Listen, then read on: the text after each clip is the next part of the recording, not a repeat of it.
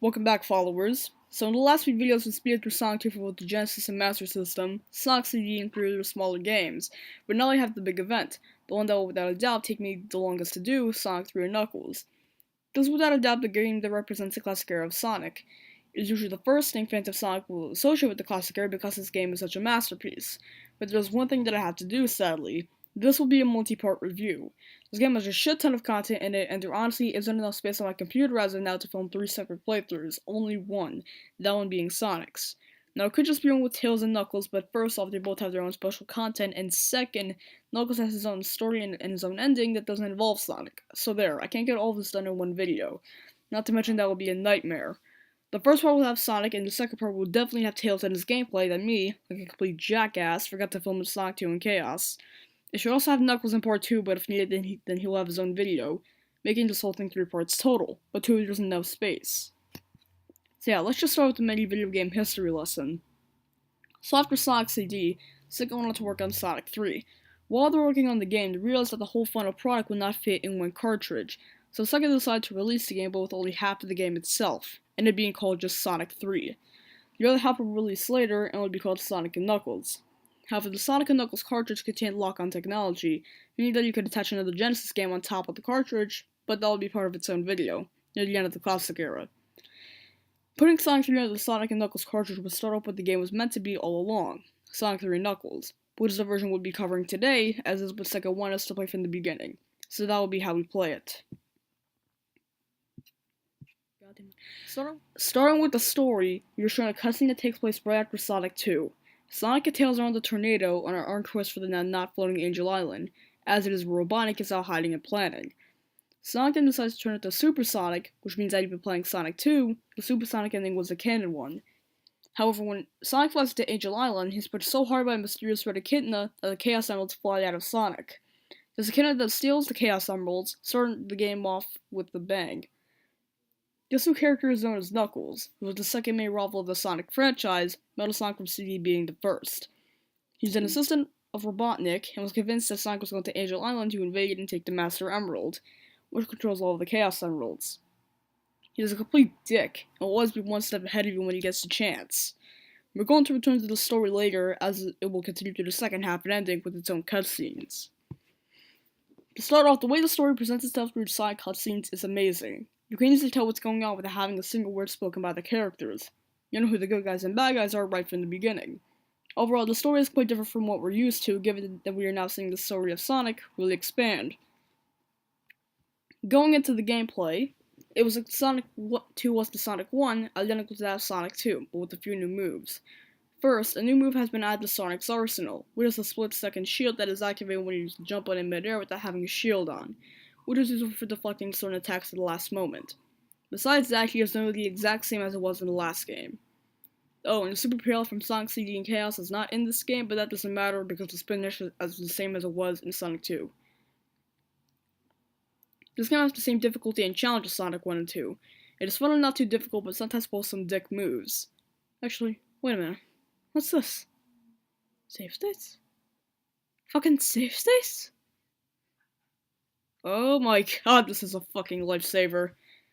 There was also a save feature in Sonic CD, but 3 and Knuckles is the game that really makes it known, mainly because of the fact that since this game is so big, not having a save feature would be a fucking nightmare. Seriously, remember, this game was split into 2 different cartridges because it took up so much space. So the save feature was a must, a need. Without it, this game would most likely not have as much praise as it did. Another new feature is the 3 elemental shield, each one with their invulnerabilities, weaknesses, and special abilities, which is used with the jump on while in midair. First is the fire shield, which is invulnerable to fire, but disappears when underwater, and has a special ability of dashing forward at a fast speed. Then you have the bubble shield, which has the weakness of getting hit, has a special ability of bouncing to the ground, and is vulnerable to, drowning? What the hell took them so long to have an idea like that? Anyway, finally we had the electric shield, which is invulnerable to electricity and some other certain attacks and hazards, has the weakness of being underwater and getting hit, and has a special ability of double jumping and even attracting rings to it like a magnet.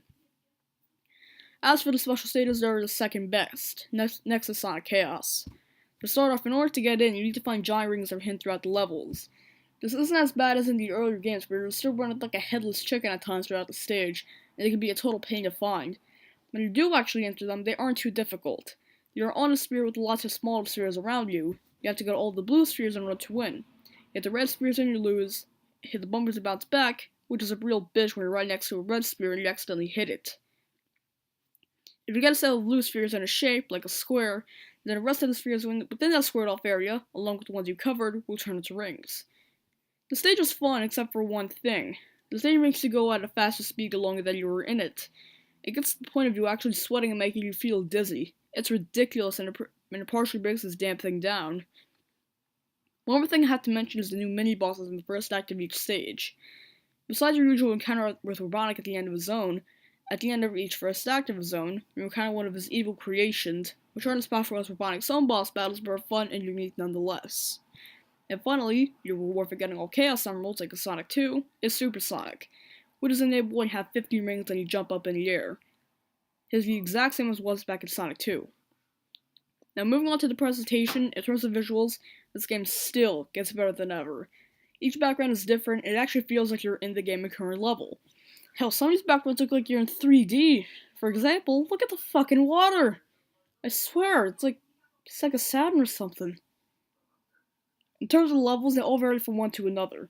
They all have their own special themes and parts. For example, Ancient Island Circles are placed halfway through the first act, which basically flips a middle finger at Emerald Hill for being a shitty copy of Green Hill.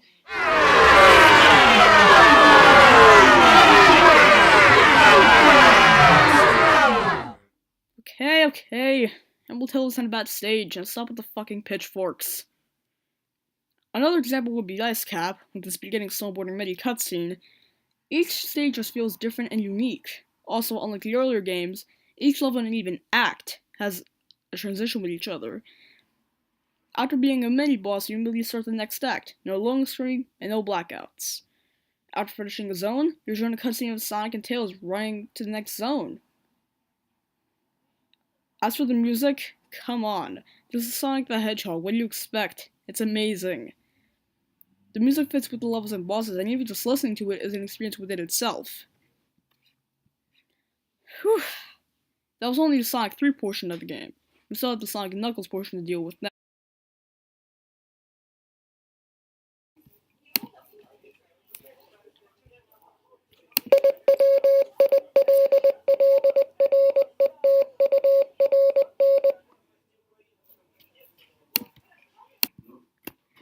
Now continuing with the story, at the end of Sonic 3, you defeat Robotnik at the launch base and you see the Death Egg crash again.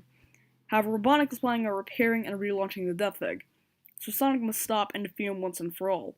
Sonic speeds through a few zones and finds his way to the Hidden Palace, with Knuckles waiting for him, along with the Master Emerald in the palace. The two fight it out, but Robotnik manages to steal the Master Emerald. In a desperate attempt to take it back, Knuckles tries to defeat Robotnik, but is electrocuted. Because of this, Knuckles realizes that he has been manipulated, so that he leads Robotnik to the Master Emerald. Knuckles helps Sonic and leads him to Sky's Sanctuary. Later on, Sonic gets to the new and relaunched Death Egg. He fetches Robotnik all the way off of the Death Egg and into outer space, where Robotnik is defeated and the Master Emerald is saved and returned to Angel Island, where it starts to continue to float in peace. Now, continuing with the gameplay, there really isn't anything new. You already have Super Sonic, so there isn't much to do. Wait, what's this? Why is the ring changing colors? Let's jump in.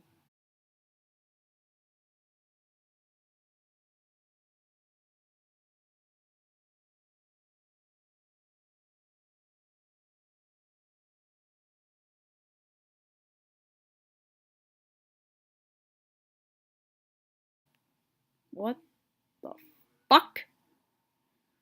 Yes, once you're after the Sonic and Knuckles portion of this game, you can enter new special stages that take away your Chaos Emeralds when you start off, which takes away your Super Sonic ability. These special stages are the same, except they're more complicated and also have new yellow spheres, which bounce you way far into the stage. They're used as a gimmick of sorts to can either help you or destroy you. What if you collect all of the new Super Emeralds? Well...